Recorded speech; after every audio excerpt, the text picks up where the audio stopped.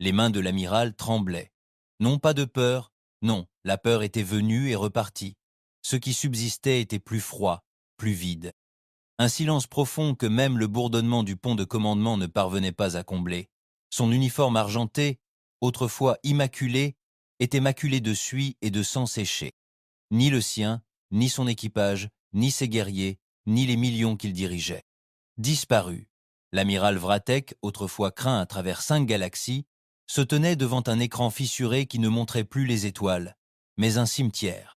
Des vaisseaux dérivaient, fendus comme des fruits. Des incendies brûlaient encore sur ce qui restait des vaisseaux amiraux. Il observa, clignant lentement des yeux, un unique petit vaisseau, laide, rudimentaire, indéniablement humain, flotter intact au milieu des décombres. Montez le dernier flux de combat, dit-il d'une voix rauque. L'officier de pont, l'un des rares survivants, hésita. Ses écailles avaient pâli. Monsieur, vous ne voulez plus revoir ça. J'en ai besoin. D'un geste hésitant, l'officier tapa une commande et l'écran s'alluma. Tout avait commencé comme prévu. Les humains étaient arrivés avec leur flotte dérisoire, à peine 1 millier de navires. La plupart étaient petits, aucun n'était impressionnant. L'armada Gorinti, fierté et terreur des Vratex, comptait plus de 100 000 hommes, élégants, sophistiqués, éprouvés au combat. Ils n'ont pas tiré les premiers. Les humains, eux, leurs armes n'étaient pas plus puissantes, leurs boucliers n'étaient pas plus efficaces. Mais dans le chaos qu'ils semaient, ils se déplaçaient comme s'ils savaient quelque chose que les Gorinti ignoraient. Ils ont touché des cibles que personne n'avait jamais pensé à défendre. Des nœuds de communication, des centres de survie, des relais de synchronisation d'IA. Leurs vaisseaux se sont séparés pour se reformer. L'un d'eux a foncé volontairement droit sur le cœur d'un réacteur, emportant 7 croiseurs avec lui. Aucun protocole, aucune formation, juste de la folie pure. Pause, dit Fritek. L'image se figea sur le visage d'un commandant humain, le sang coulant sur son front. Il souriait, souriait, tandis que son vaisseau brûlait. Quel genre d'espèce sourit en mourant? Personne ne répondit. Derrière lui, les corps de son équipage de commandement gisaient affalés sur leurs chaises, silencieux, disparus. Certains l'avaient accompagné depuis la guerre des lunes gelées, des vétérans, des légendes. Il n'avait même pas eu le temps de leur dire au revoir. Ils auraient dû perdre, murmura Vratek, plus pour lui-même que pour quiconque. Nous étions en nombre. Nous avions la technologie. Nous avions tout. L'officier derrière lui déglutit. Nous les avons sous-estimés, monsieur. L'amiral se retourna lentement. Sous-estimés? Le mot avait un goût amer, pathétique. Ce n'était pas une erreur. C'était l'annihilation. Les humains n'ont pas seulement gagné, ils les ont démantelés, esprit, corps et âme. Et maintenant, ils envoyaient un message. La console siffla, signalant une nouvelle transmission. Elle provenait du vaisseau humain qui dérivait toujours à l'extérieur. Pas de cryptage. Canal ouvert. Bande d'arrogants. Passez-le, dit Vrotek. L'écran vacilla de nouveau, montrant une femme. La quarantaine. Cheveux grisonnants. Équipement militaire humain déchiré et brûlé. Son regard était froid. Ici la commandante Helena Hayes de la 7e flotte de résistance de la Terre, dit-elle. Pour ce qui reste de l'armada Gurinti, c'est de la miséricorde. Vratik resta muette. Impossible. Nous vous avions prévenu, poursuivit-elle. Nous vous avions dit de ne pas asservir nos colonies, de ne pas expérimenter sur nos civils, de ne pas brûler nos villes. Elle se pencha en avant. Vous n'avez pas écouté. La transmission fut coupée. Fratek se tenait dans le silence, tremblant plus fort maintenant. Non pas de rage, ni même de défaite. Mais parce qu'au plus profond de lui-même, il réalisait quelque chose que les Gurinti n'avaient jamais envisagé auparavant. L'humanité ne se battait pas seulement pour gagner. Elle se battait comme si elle n'avait rien à perdre, et d'une certaine manière, cela la rendait invincible. Les ruines du pont de commandement résonnaient du grincement du métal tordu. Les systèmes de survie vacillaient, et la gravité artificielle commençait à faiblir. Pourtant, l'amiral Vratek ne bougeait pas. Il restait figé, les yeux fixés sur l'écran noir où le commandant Helena Hayes venait de parler. Sa voix résonnait encore à ses oreilles, non pas parce qu'elle était forte, mais parce qu'elle était calme, froide, assurée. Il venait de détruire une flotte qui aurait pu engloutir des étoiles, et il parlait comme s'il n'avait même pas transpiré. L'officier derrière lui trébuchait, toussant à cause de la fumée qui s'infiltrait par les conduits. « Amiral, nous devons abandonner le navire. »« Pour où » murmura Vratek. Il ne reste plus rien. Certaines capsules de sauvetage sont encore fonctionnelles. L'un des croiseurs s'avance péniblement à proximité. Nous pourrions y arriver. Il ne répondit pas tout de suite. Il se souvenait des simulations, des jeux de guerre, des milliers de scénarios menés par leurs meilleurs tacticiens et leurs cerveaux artificiels. Chacun d'eux avait prédit une victoire rapide et sans effort. Il s'était moqué de la technologie obsolète des humains, de leur système fracturé, de leur dépendance au chaos plutôt qu'à la structure. Il n'avait jamais imaginé ce que cela représentait d'y faire face. Il se déplaça enfin, les épaules lourdes, et suivit l'officier dans le couloir. Des débris jonchaient le sol, des éclats de blindage, des morceaux de corps, des armes tombées au combat. Ils passèrent devant un hublot fissuré. Dehors, le vaisseau humain dérivait toujours, les encerclant comme un prédateur qui n'en avait pas encore fini avec sa proie. Cela n'avait aucun sens. « Pourquoi ne nous ont-ils pas achevés » demanda Vratek à voix haute. L'officier hésita. « Vous l'avez entendu. Elle a dit que c'était de la clémence. »« Non, » a rétorqué l'amiral. « Ce n'était pas de la clémence. C'était un avertissement. Elle veut qu'on le dise aux autres. Elle veut que cette histoire se répande. » Ils atteignirent le hangar. C'était le chaos. Les officiers hurlaient, les médecins traînaient les blessés sur le pont, les capsules de sauvetage se remplissaient rapidement. Il n'y en avait pas assez pour tout le monde. Il n'y en avait jamais eu. Vratek regarda son équipage. Le fier Gorinti, maintenant brisé et terrifié. Le fier Gorinti, maintenant brisé et terrifié, certains ne le regardaient même pas dans les yeux. Il ne les blâmait pas, alors qu'il s'avançait vers la dernière nacelle. Une voix aiguë crépita dans l'interphone amiral Vratek, dit-il. Humain à nouveau, la même femme. Elle diffusait à tout le navire maintenant. Avant que tu ne fuis comme le lâche que tu es, je veux te raconter une histoire. Il se figea. Elle avait 17 ans, continua Hayes. Elle s'appelait Talia. C'était ma nièce. Elle vivait sur Ballora 9 lorsque vos vaisseaux sont arrivés. Le silence s'installa dans le hangar. Ce n'était pas une soldate, juste une étudiante. Vous l'avez emmenée avec des centaines d'autres. Vos scientifiques les ont déchiquetés, les ont traités comme des animaux de laboratoire. Vratek serra les mâchoires.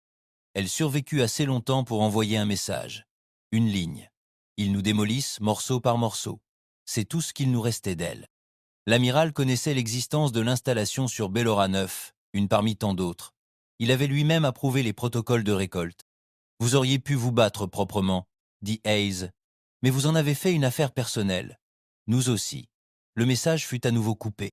Aucun ordre ne suivit, aucune exigence, juste le silence. Vratek monta dans la capsule, et la porte se referma dans un sifflement derrière lui. Alors que la séquence de lancement commençait, il regarda les restes en flammes du vaisseau amiral Gurinti, autrefois le plus puissant vaisseau de la flotte, devenu une simple carcasse calcinée dans l'espace. La capsule s'éloigna, laissant derrière elle les débris. Mais la honte demeurait. C'était gravé dans chacune de ses respirations. Ils avaient sous-estimé les humains. Non pas à cause du nombre, ni à cause des armes, mais parce qu'ils avaient oublié une vérité simple. Quand on blesse quelque chose de fragile assez longtemps, il apprend à riposter. Et quand l'humanité ripostait, elle ne s'arrêtait pas à la main. Elle prenait tout son bras. La capsule de sauvetage dérivait dans le vide noir et silencieux comme un cercueil. À l'intérieur, l'amiral Vratek était assis, courbé, les bras autour des genoux, le regard perdu dans le vide. L'IA de la capsule s'activait de temps à autre pour annoncer des mises à jour, mais il les entendait à peine.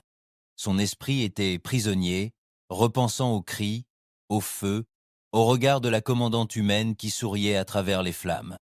Il avait mené plus de 100 000 navires, et pas seulement perdus, mais humiliés. La nacelle sursauta en s'accrochant à un croiseur Gurinti endommagé, l'un des rares survivants. Lorsque la porte s'ouvrit en sifflant, il fut accueilli par 2 médecins qui ne le saluèrent pas, ne parlèrent pas. Ils le regardèrent simplement comme s'il était l'un des blessés. Peut-être l'était-il. Les couloirs du croiseur étaient sombres et vacillants. Des zones de triage improvisées bordaient les murs, et partout où il marchait, il croisait des rangées de soldats sans membres, sans yeux, sans espoir. Il n'y avait pas de chant de victoire, pas de serment de vengeance, juste des murmures, des fragments d'incrédulité. Ils n'auraient pas dû nous battre. Comment n'avons-nous rien vu venir? Sont-ils seulement humains? Il tenta de l'ignorer. Il se dirigea vers ce qui restait du centre de commandement, où seuls 2 officiers étaient encore opérationnels. Ils se levèrent lorsqu'il entra. non par respect, mais par peur. L'un d'eux, un jeune tacticien nommé Kelzar, s'éclaircit la gorge. « Amiral, le haut commandement exige un rapport. » « Dites-leur que c'était une anomalie tactique, » marmonna Vratek. « Dites-leur que les humains ont employé des tactiques suicidaires et exploité des faiblesses inattendues. » Kelzar cligna des yeux. « Monsieur, sauf votre respect, personne ne va le croire. » Vratik leva brusquement les yeux. « Vous mettez ma parole en doute ? Je remets en question la réalité, » rétorqua Kelzar, se surprenant lui-même. Ils pilotaient des vaisseaux 2 fois plus gros que nous. Leur flotte était 100 fois moins nombreuse. Et nous n'avons pas perdu une bataille, amiral.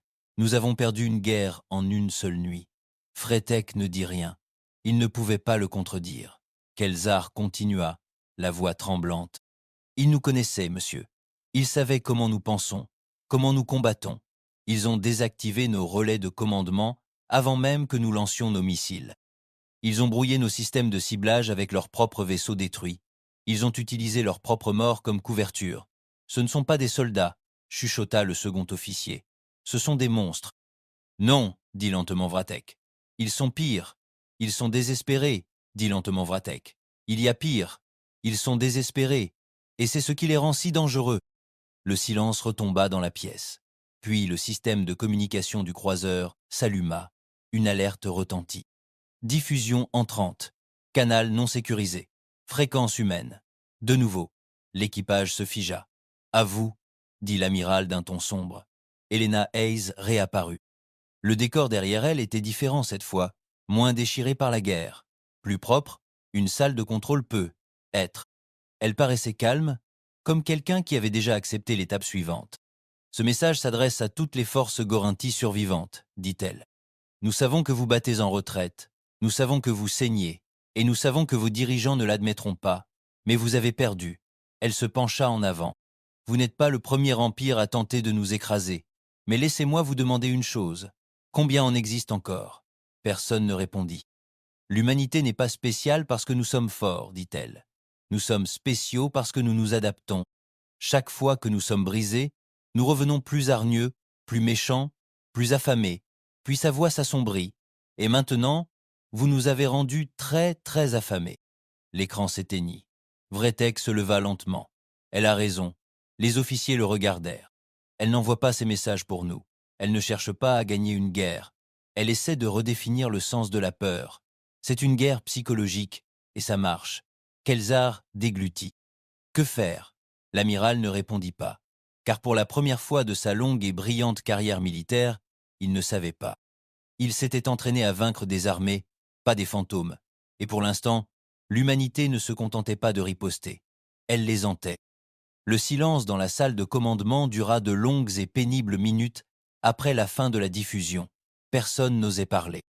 L'image d'Helena Hayes, sa froide certitude, son choix de mots réfléchis, persistait comme une toxine dans l'air.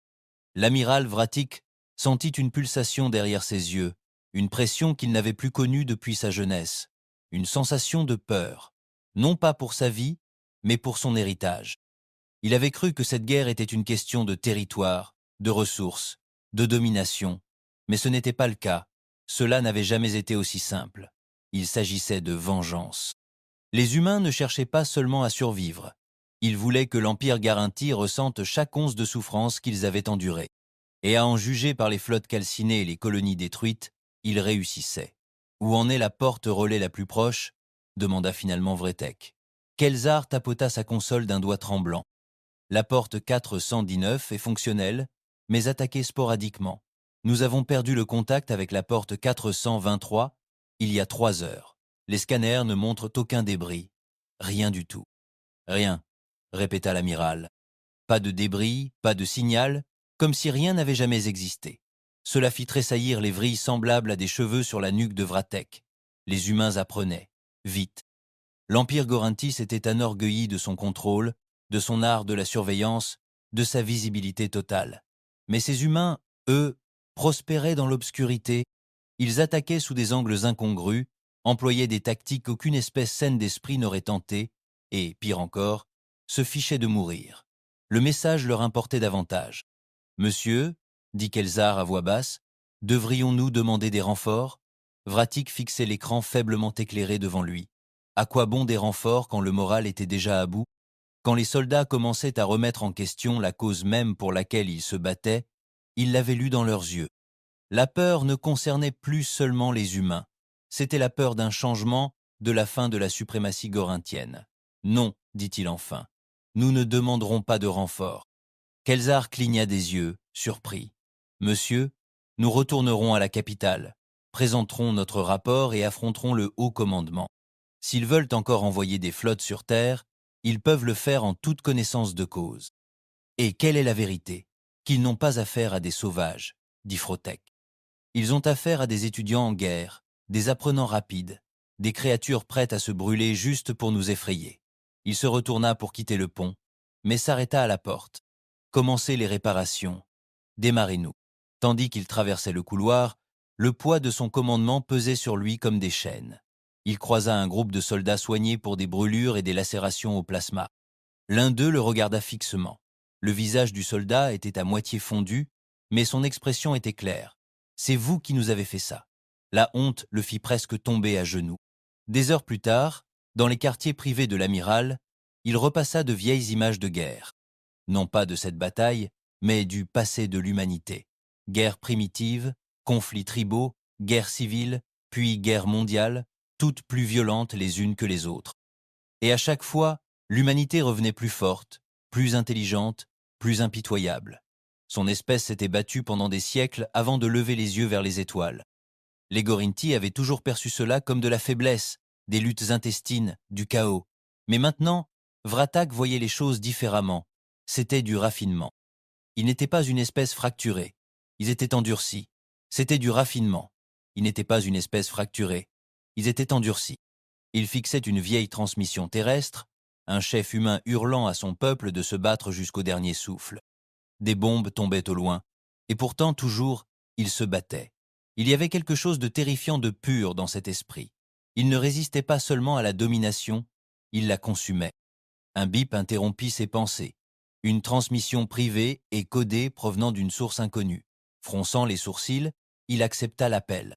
L'écran s'illumina, non pas d'un visage, mais d'un écran noir et d'une seule voix. « Amiral Vratek », disait-il. « Mâle, humain, calme, serait dit-il. Comment as-tu obtenu cette fréquence ? Inutile de te le dire, dit la voix. Tu sais comment on travaille maintenant. Vratek ne répondit pas. Il écouta simplement.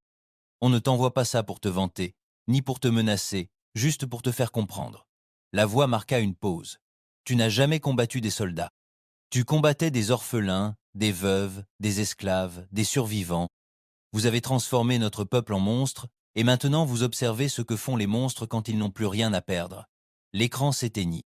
Plus aucune menace, plus aucune exigence, juste le son de la vérité et un silence plus tranchant que n'importe quelle lame.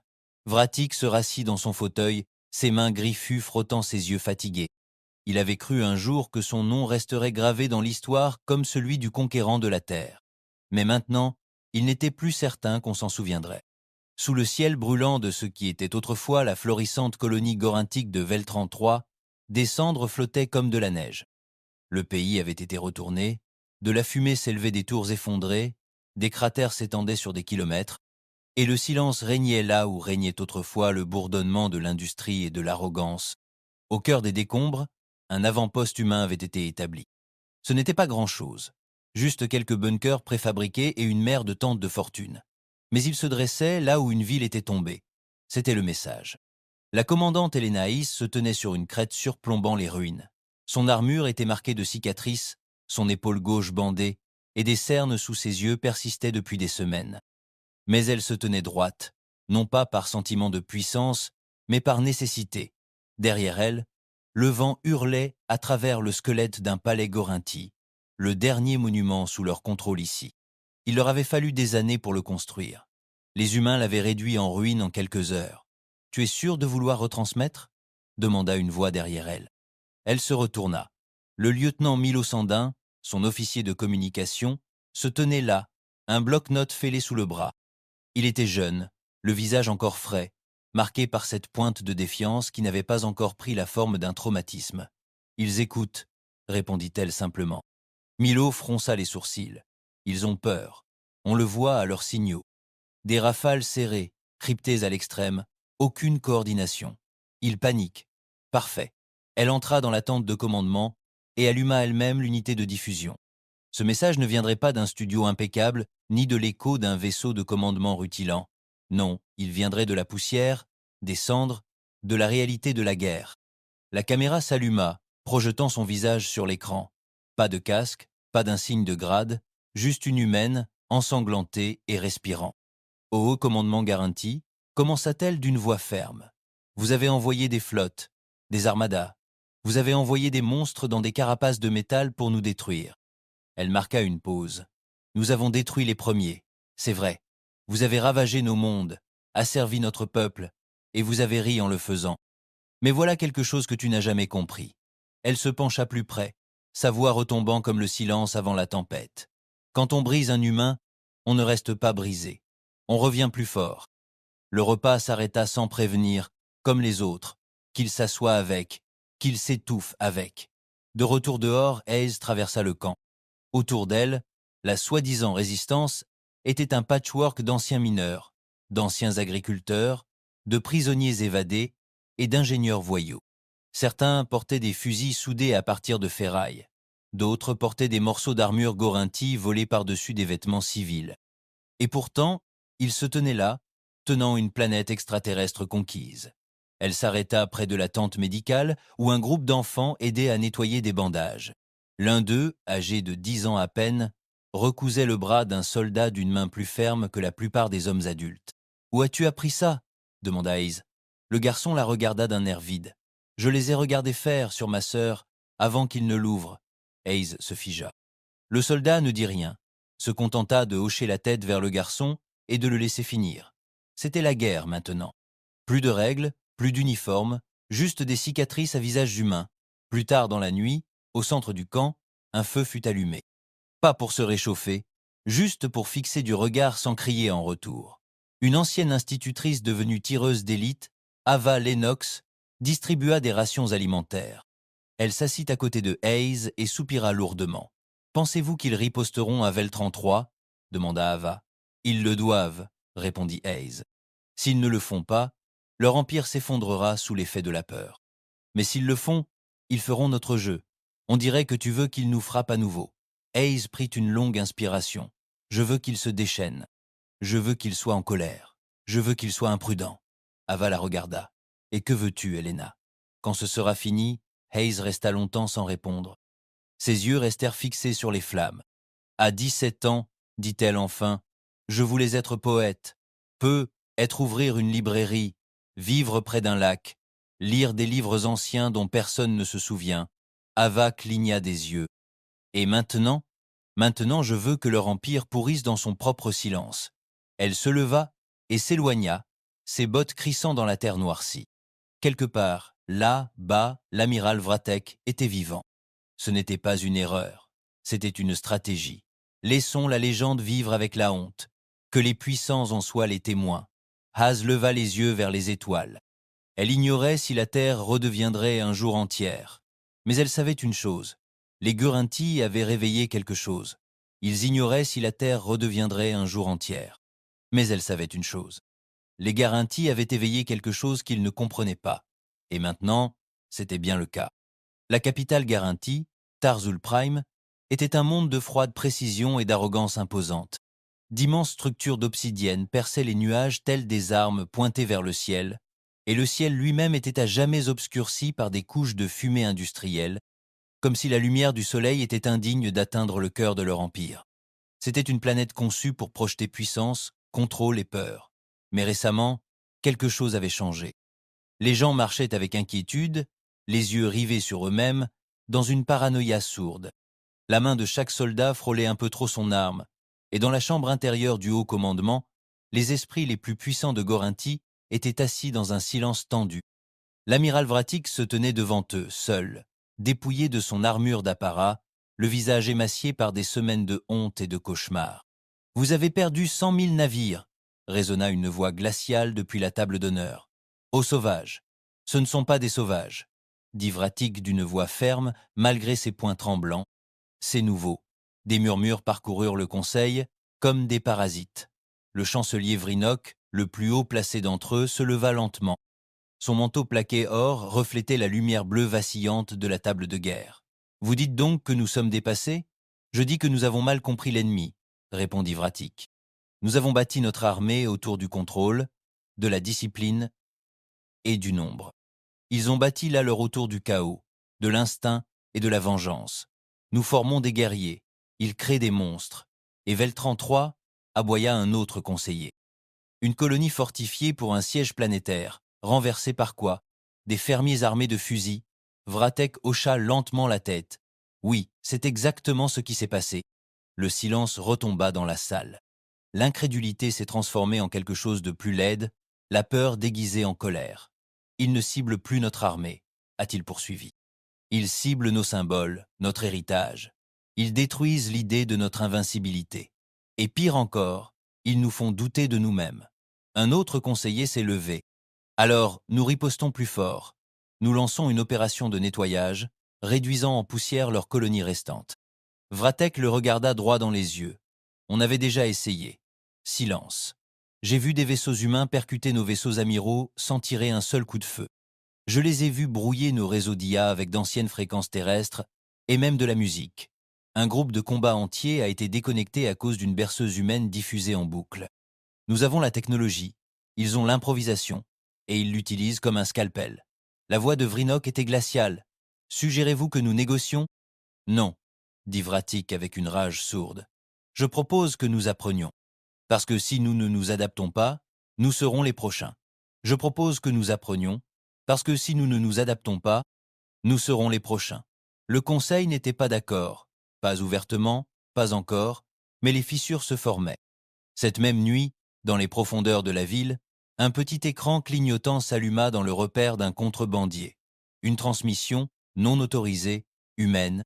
Elena Hayes, encore, sans arrière-plan dramatique cette fois, juste ses yeux, injectés de sang et brûlants. « Citoyen Gurinti, dit-elle, nous savons que vous nous écoutez et nous savons que vos dirigeants vous mentent. » Elle brandit une puce de données entre deux doigts. « Ceci contient les journaux de vos propres morts, les cris des soldats, les derniers mots des commandants qui imploraient la clémence avant l'arrivée de nos vaisseaux. » Elle marqua une pause. « Nous ne vous envoyons pas ceci pour vous menacer. Nous vous l'envoyons pour que vous compreniez. Votre empire pourrit de l'intérieur, et nous ne faisons qu'accélérer le processus. » À travers Tarzul Prime, des milliers de personnes l'ont vu. Ouvriers, soldats, scientifiques. Les premières graines du doute semèrent directement au cœur de la capitale. Dans une planque souterraine sous le district ouest, un ingénieur Gorinti regarda l'émission 2 fois, puis 3 fois. Il avait perdu 2 fils sur Veltran III.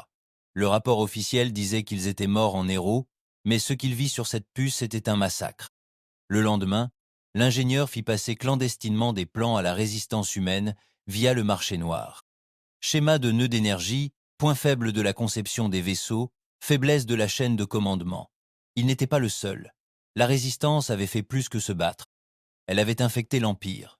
Pendant ce temps, sur un vaisseau éclaireur Gorinti volé dérivant près d'un secteur inhabité, le commandant Hayes retrouvait son entourage. L'air était lourd. Des rapports tactiques jonchaient la table. Il préparait quelque chose d'important. « Tarzul Prime est en train de craquer », dit Milo en désignant une carte illuminée de pulsations rouges. Ils ont renforcé la sécurité intérieure, doublé les patrouilles et instauré des couvre-feux. Ce genre de peur n'apparaît que lorsqu'un gouvernement sait qu'il perd le contrôle. « Ils essaient de colmater des brèches », murmura Ava. Elle sait qu'elle perd le contrôle. « Ils essaient de colmater des brèches », murmura Ava, mais nous avons transformé leur vaisseau en passoire.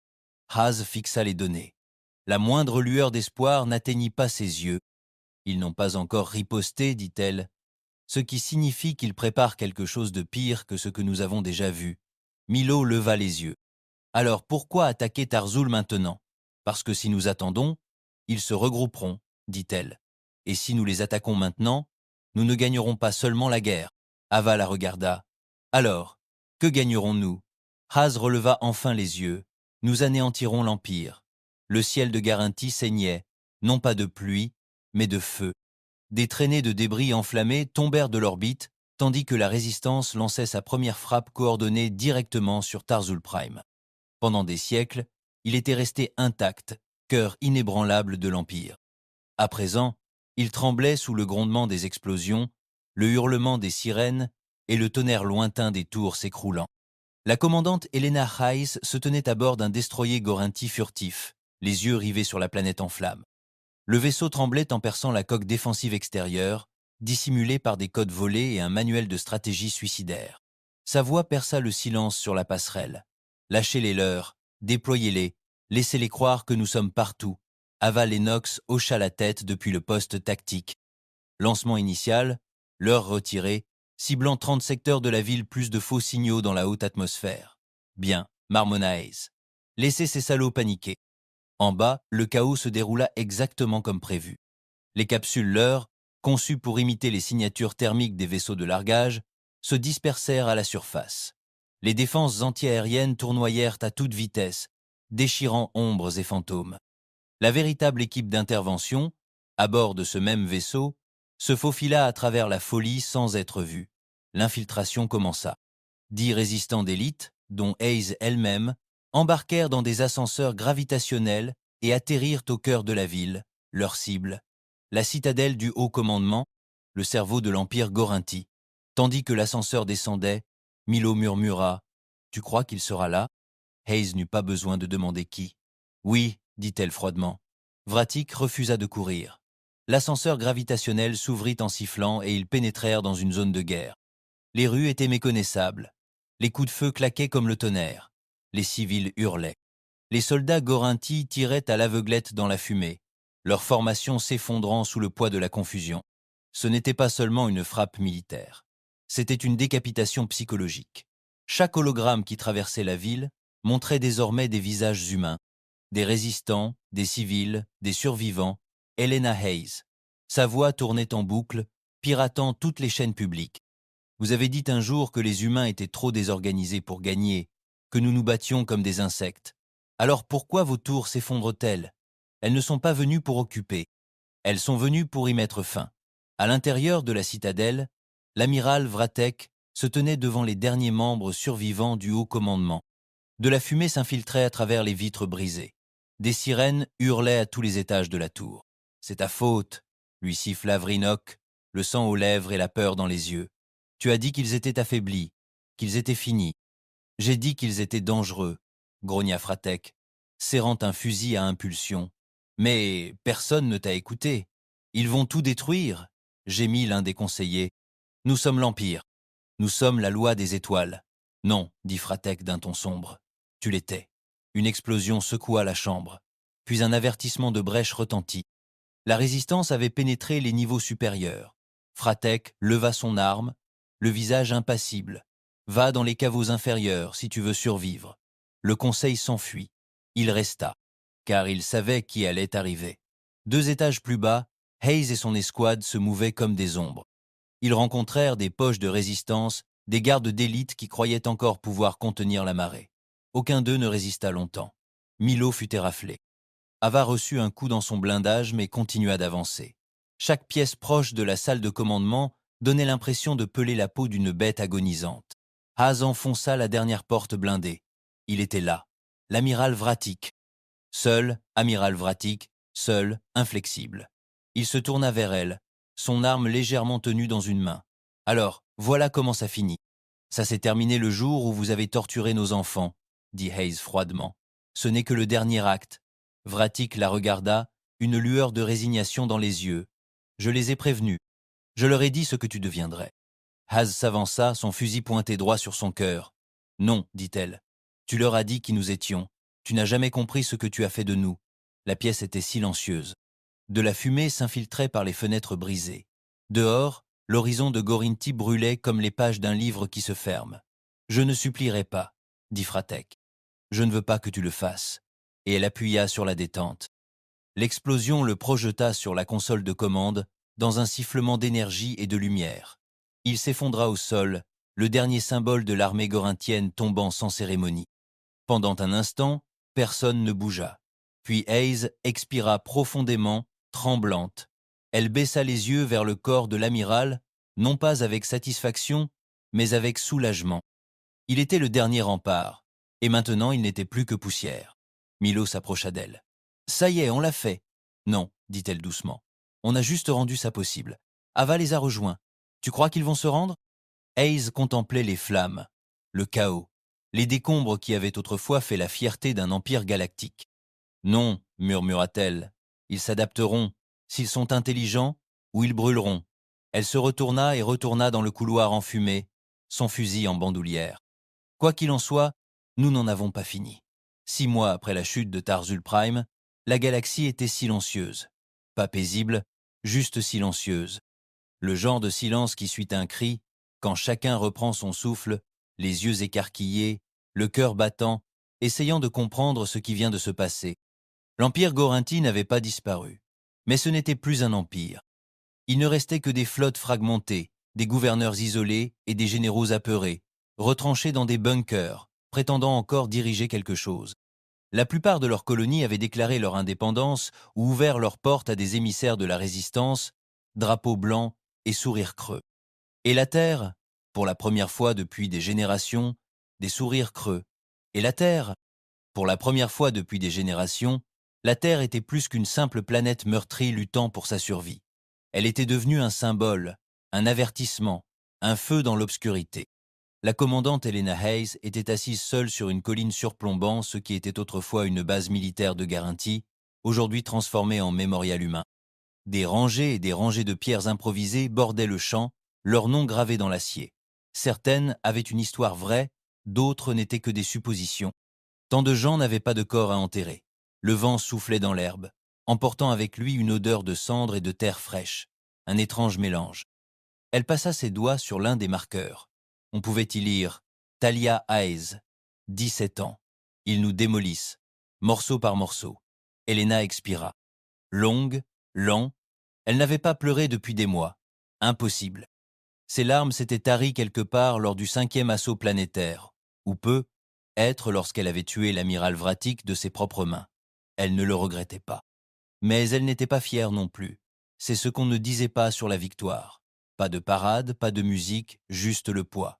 Derrière elle, le bruit des pas sur le gravier.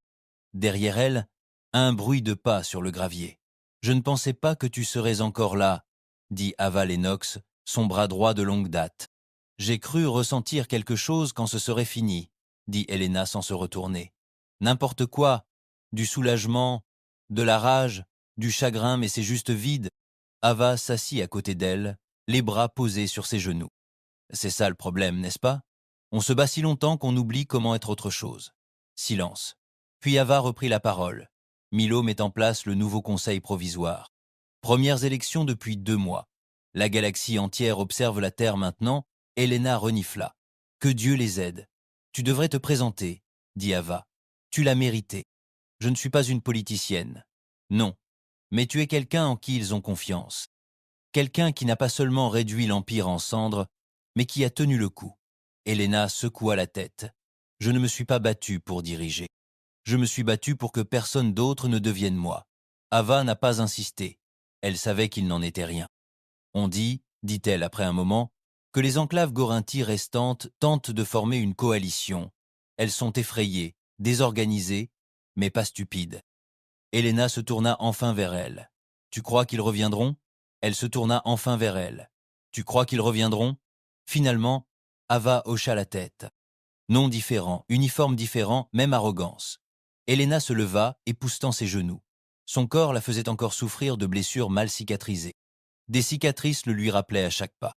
Ensuite, nous veillerons à ce que la prochaine génération sache comment terminer ce que nous avons commencé, dit-elle. Cette fois, sans avoir à incendier la galaxie. Ils retournèrent tous deux vers la navette en silence, passant devant d'autres tombes, d'autres noms. Le long du périmètre du mémorial, des enfants jouaient, des enfants humains. Enfants Gorinti, autre espèce autrefois asservie par l'Empire, désormais libre. La résistance n'avait pas seulement détruit un gouvernement, elle avait réécrit l'histoire. À l'intérieur de la navette, Milo était assis à un panneau de communication, triant les transmissions des systèmes fraîchement libérés. Il leva les yeux lorsqu'ils entrèrent. « Le Conseil galactique veut faire de la Terre le nouveau centre diplomatique, dit-il, dissimulant à peine son sourire narquois. Je suppose que brûler un empire rend populaire. » Helena leva les yeux au ciel. « Qu'ils construisent des statues si ça les rassure. Qu'ils gardent simplement leurs vaisseaux éloignés de nous. Il lui tendit un bloc de données. Il y a autre chose, un message. Il est arrivé hier soir, crypté d'un ancien officier Gorinti. Elle haussa un sourcil. Un piège peut être. Mais le ton est différent. Il veut parler. Il dit qu'il se souvient de ce que tu as dit avant l'attaque finale. Il dit qu'il est peu, être temps d'apprendre plutôt que de conquérir. Helena fixa l'écran un long moment. Puis elle le rendit sans un mot. Pas maintenant. Plus tard. Pour l'instant, la galaxie n'avait pas besoin d'un héros. Elle n'avait pas besoin d'un sauveur. Elle avait besoin de temps. Du temps pour se souvenir. Du temps pour reconstruire. Il était temps de devenir meilleur que ce qui existait auparavant. À mesure que la navette s'élevait dans le ciel, les tombes en contrebas devenaient de plus en plus petites jusqu'à disparaître dans le vert de la terre. Et Helena Hayes, monstre, rebelle, commandante, survivante, ferma les yeux pour la première fois depuis des années. Non pas parce que la guerre était finie, mais parce qu'elle croyait enfin qu'elle ne recommencerait peu, être pas demain. Et cela, pour l'instant, suffisait.